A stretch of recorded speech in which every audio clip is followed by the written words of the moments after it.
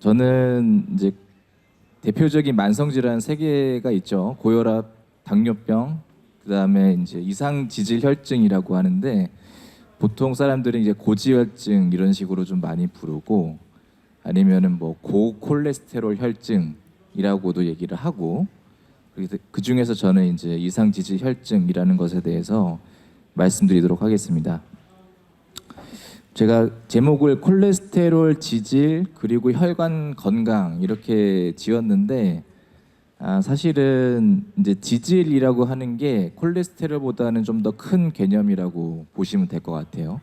지질은 우리 몸에 있는 그런 지방으로 된 지방질을 통칭하는 말이 되겠고 그 중에 대표적인 게 콜레스테롤이 있습니다.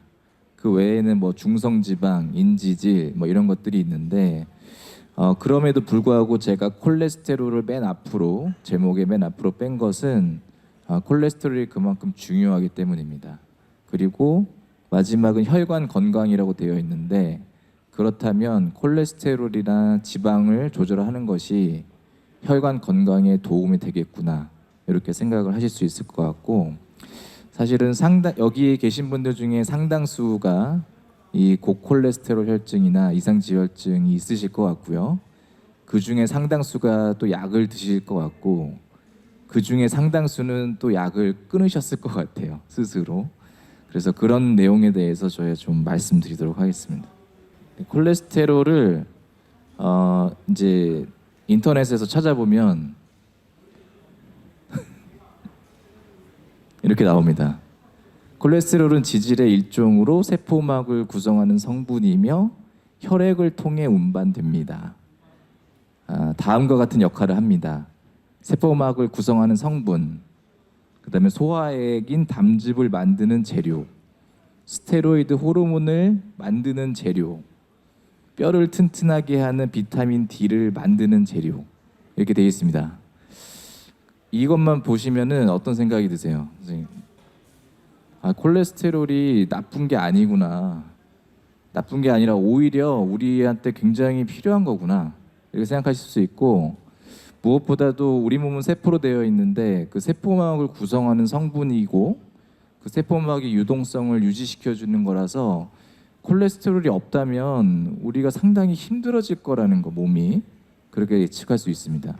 무슨 말이냐면 콜레스테롤 자체가 나쁜 게 아니라는 거를 말씀을 드리고 싶고요. 우리 몸에 필요하지 않는 것이 존재할 필요는 없겠죠. 반드시 필요한 것이고 하지만 지금은 그게 너무 많아진 겁니다. 현대 사회를 살아가는 사람들한테서는 그 콜레스테롤이라는 것이 많아졌고 특히 혈액 안에 있는 콜레스테롤이 많아지면서 문제가 생겼다. 하지만 기본적으로 콜레스테롤이나 지질이라는 것이 나쁜 것이 아니다.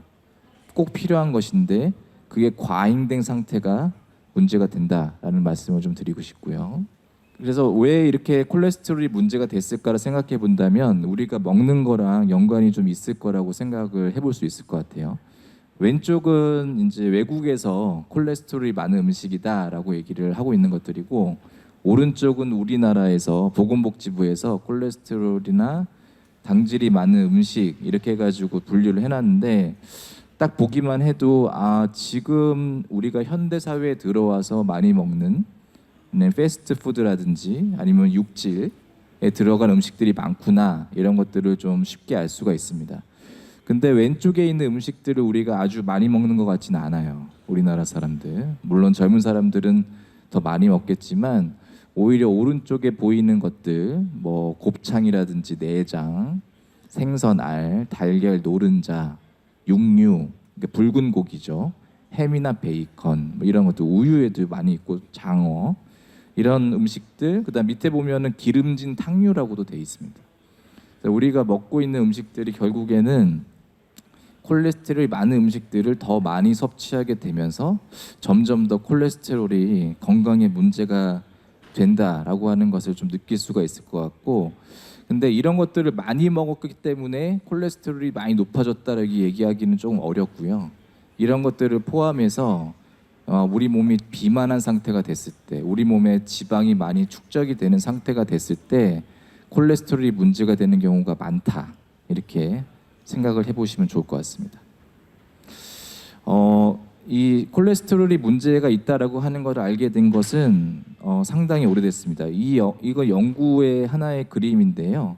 보시면은 이렇게 까만색으로 표시되고 있는 것들은 이제 심장 혈관 질환이 없는 그런 사람들의 콜레스테롤 수치이고, 이렇게 빨간색으로 표시가 되는 것들은 이제 심장 혈관 질환이 있는 사람들의 콜레스테롤 수치가 되겠습니다. 보시면 아시겠지만 분포 자체가 굉장히 다르고, 콜레스테롤이 높은 사람들, 많이 높은 사람들한테서는 심장혈관 질환이 더 잘 생길 수 있겠구나라고 생각할 수가 있는데, 이 연구는 1950년도에 발표가 된 연구입니다. 제가 왜 굳이 요즘 연구 결과가 아니고 예전 걸 가져왔냐면, 그만큼 오래된 역사, 콜레스테롤과 심장혈관 질환의 연관성에 대해서는 오래된 역사를 가지고 있다라는 것을 좀 말씀을 드리고 싶어서 이걸 가져오게 되었습니다. 그 다음에 알려진 1990년대에 알게 된 가장 중요한 그런 의학적 근거 중에 하나는 콜레스테롤이 높은 사람들이 사망률이 증가한다는 것이었습니다. 여기 보시면은 콜레스테롤 수치에 따라서 그 사망의 위험에 대해서 보여지고 있는데, 흰색으로 된 거는 이제 심장 혈관 질환이 없는 사람들이었고요. 까만 거는 심장 혈관 질환이 있는 사람들이었는데, 보시면은 심장 혈관 질환이 있든 없든지 간에 콜레스테롤이 높을수록 사망이 증가된다. 특히 이제 심장 혈관 질환으로 인한 사망이 증가된다라는 것을 알게 되었고, 그 다음에 굉장히 중요한 발견은 LDL 콜레스테롤이라는 게 있습니다. 전체 콜레스테롤, 총 콜레스테롤 중에서 다수를 차지하는 LDL 콜레스테롤이라는 것이 총 콜레스테롤과 마찬가지로 심장 혈관 질환을 예측할 수 있다라고 되어 있어서, LDL 콜레스테롤이라는 것이 나쁜 콜레스테롤이고 얘가 진짜 심장 혈관 질환에 직접적인 영향을 주는구나, 이런 거를 알게 됐습니다. 어떤 혈관에 영향을 주느냐? 모든 혈관에 영향을 줄 수가 있는데요. 지금 우리가 중요하게 생각하는 거는 중간 크기의 혈관 혹은 그보다 조금 더 큰 대혈관의 문제를 일으킨다라고 되어 있고, 보시면은 우리 몸에 혈관이 가지 않는 곳이 없기 때문에 거의 모든 혈관이 문제를 일으킬 수 있지만, 우리가 굉장히 중요하게 생각하는 것은 이 심장의 혈관, 그 다음에 뇌의 혈관이 되겠습니다. 그래서 우리가 심뇌혈관 질환이다라고 얘기를 하는데, 여기에 큰 혈관들이 좀 분포가 되어 있고, 심장을 둘러싸고 있는 중요한 혈관들이 있습니다. 근데 그 혈관이 막히게 되면 심장이 뛸 수가 없기 때문에 사망으로 연결될 수 있는 중요한 질환이고, 머리는 뇌경색을 일으킬 수 있겠죠, 막히면. 그래서 이런 것들을 일으킬 수 있어서 이 콜레스테롤의 중요성이 점점 더 부각이 되어 왔었고요. 우리가 이제 과학이 발달하면서 도대체 혈관 안에서 무슨 일이 벌어지나를 좀 자세하게 들여다볼 수 있게 되었는데, 그러다 보니까 이런 것들을 알게 됐습니다. 그래서 혈관은 벽을 가지고 있습니다. 혈관 벽으로 둘러싸여 있는데, 혈관 벽에 뭐가 생겨가지고 막히는 것이 아니다라는 걸 알게 됐고요. 오히려 혈관 벽 안쪽에 무언가 쌓이고 그러면서 혈관 벽이 좁아진다라는 걸 알게 됐습니다. 이 과정은 심장에도 일어날 수 있고, 머리에도 일어날 수 있고, 심지어는 다리나 팔에도 일어날 수가 있는 것입니다. 그래서 잘 봤더니 이렇게 노랗게 되어 있는데, 저렇게 두꺼워지는 그 안에 쌓이는 물질이 무엇일까 봤을 때 상당히 많은 부분들이 콜레스테롤로 되어 있습니다. 근데 LDL 콜레스테롤이라는 것이 문제가 된 것은 이거를 구성하는 애들의 상당수가 LDL 콜레스테롤이었다는 것이고, 또 하나는 이제 면역 세포라는 것이 있습니다. 그래서 그런 것들이 상호 작용을 하면서 염증을 일으키고 점점 커지게 되더라, 이런 것들을 알게 되면서 콜레스테롤이 혈관에 직접적으로 문제가 되겠구나. 콜레스테롤은 우리 몸에 어디나 있거든요. 근데 혈관을 떠다니는 콜레스테롤, 혈중 콜레스테롤, 이런 것들이 이런 식의 직접적인 문제를 일으킬 수가 있어서 우리가 혈액으로 재는 그 수치가 정말 중요하게 된 거다라고 아시면 될 것 같습니다. 그렇다면 이런 것들을 어떻게 예방할 수 있을까? 이런 것들을 생각을 좀 해봐야 되는데, 보시면은 이런 동맥경화를 일으킬 수 있는 다양한 이제 위험 인자들이 있습니다. 당뇨병, 고혈압, 그다음에 이상지화증, 제가 말씀드렸던 콜레스테롤, 응고장애, 염증, 이렇게 되어 있는데, 이 중에서 우리가 중요하게 생각하는 건 세 가지가 있죠. 아까 말씀드렸던 고혈압, 당뇨병, 그다음에 고지혈증, 이상지혈증이 되겠습니다. 이 중에서도 뭐가 제일 중요할까라고 물어보신다면 전문가들마다 의견은 좀 다를 거라고 생각하지만 저의 개인적인 생각으로는 이 콜레스테롤의 문제가 1, 2등을 하지 않을까. 그만큼 중요한 그런 문제가 된다라고 생각을 하고 있습니다. 콜레스테롤 낮추려면 어떻게 해야 될까? 이제 우리가 약을 쓰지 않고 낮추려는 노력들 많이 하죠. 그런 것들 중에는 체중 감량과 식이 조절 두 가지가 있습니다. 체중 감량을 하는 것은 이제 물론 식이 조절을 해서 할 수도 있고 운동을 통해서 할 수도 있고 아니면 약을 먹어서 할 수도 있는 것이죠. 어쨌든 체중을 감량하는 것은 콜레스테롤을 낮출 수 있다라고 되어 있는데 안타깝게도 아주 많이 낮출 수는 없습니다. 연구 결과마다 굉장히 다른 결과들을 보여주고 있고요. 많이 낮추게 된다면 몸에서 한 10% 정도의 체중 감량을 한다면 콜레스테롤을 떨어뜨릴 수는 있지만 그 수치가 크진 않습니다. 그래서 효과가 아주 크진 않다라는 거가 많이 밝혀져 있고 식이 조절에 대해서는 여러 가지 것들이 좀 나와 있는데요. 여기 나와 있습니다. 지방 같은 경우에는 적정 수준을 먹어야 된다. 1일 섭취 에너지의 30% 이내여야 되고 특히 포화 지방산을 줄여야 된다라고 되어 있고 트랜스 지방은 최대한 먹지 말아라라고 되어 있고 고콜레스테롤 혈중인 경우에는 콜레스테롤 섭취량을 적게라고 되어 있습니다. 아까 말씀드렸던 그런 음식들을 피하는 것으로 되어 있고요. 탄수화물 섭취를 좀 줄이고 당류를 줄인다라고 되어 있고 그다음에 주식은 뭐 통곡물이나 잡곡, 채소류는 충분히 섭취하고 그다음에 고기, 붉은 고기보다는 생선으로 단백질을 섭취하는 것이 좋다. 이런 식으로 되어 있는데 좀 일반적인 내용이죠. 아시겠지만 이런 노력을 통해서 콜레스테롤을 많이 줄일 수 있을까? 사실은 그것도 많이 실패했습니다. 안타깝게도 우리가 생활 습관을 통해서 조절하는 데는 어느 정도 한계가 있다라는 것이 좀 많이 밝혀져 있고 그렇기 때문에 이제 의료 기관을 방문해서 약물 치료를 하는 것이 더 중요한 그런 시대가 되었다는 걸 말씀을 드리고 싶어요. 생활 습관 조절을 하지 말라는 것이 아니라 이러한 조절은 상당히 한계가 있는 노력일 수도 있다. 노력을 하는 것은 좋겠지만 이걸로 큰 기대를 하지 못하는 경우가 있고요. 실제로 제가 보는 많은 환자분들이 뭐 3개월이나 6개월 동안 많이 노력을 하고 오셨는데 LDL 콜레스테롤 수치가 전혀 변하지 않은 것을 보고 굉장히 실망하시는 경우들이 꽤 있거든요. 그것은 노력이 부족했기 때문이 아니고 우리 몸에서 콜레스테롤을 조절하는 것이 굉장히 복잡하게 이루어지고 있다는 것을 좀 이해하실 필요가 있습니다. 우리가 부족한 콜레스테롤이 부족하게 적게 먹게 되면 혈중에 콜레스테롤이 적을 것 같지만 실제로 우리 몸에서 간에서는 콜레스테롤을 만들게 되거든요. 간에서 합성되는 콜레스테롤과 섭취되는 콜레스테롤, 간으로 다시 들어가는 콜레스테롤이 균형을 맞추고 있어서 생각만큼 쉽지 않다라는 거를 좀 말씀을 좀 드리고요. 약물 치료 그래서 약물 치료가 더 중요해진다라는 말씀을 드립니다.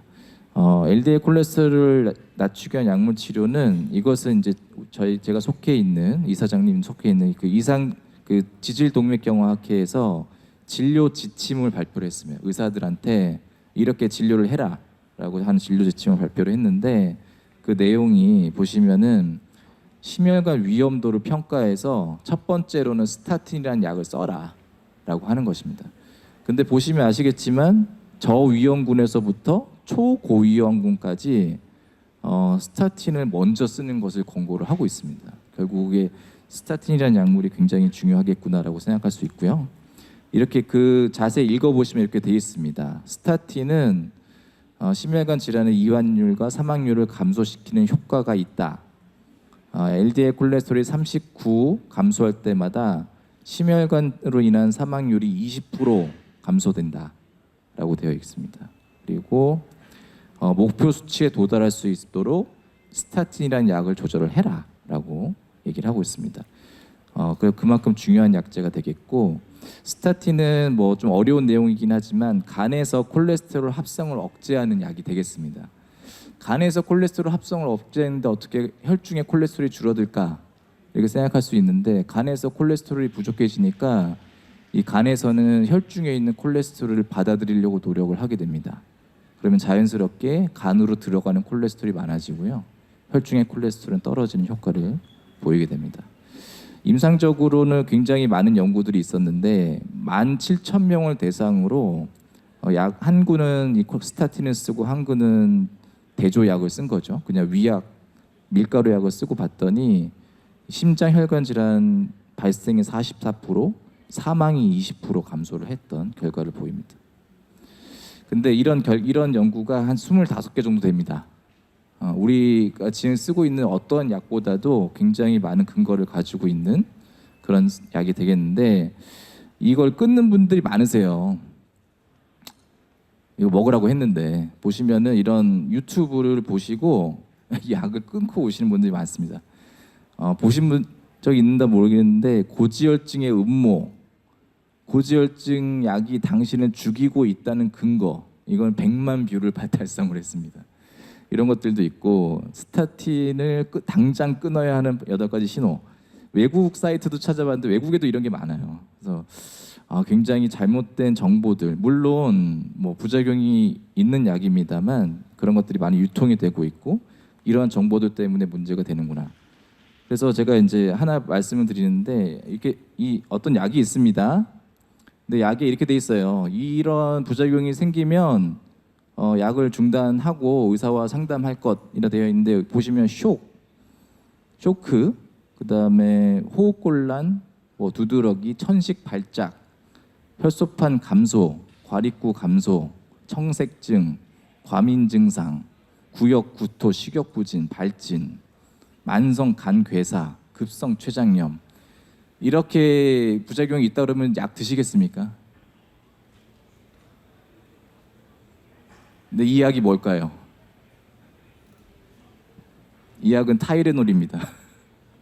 타이레놀이라는 우리가 흔히 쓰는 그런 일종의 진통제죠.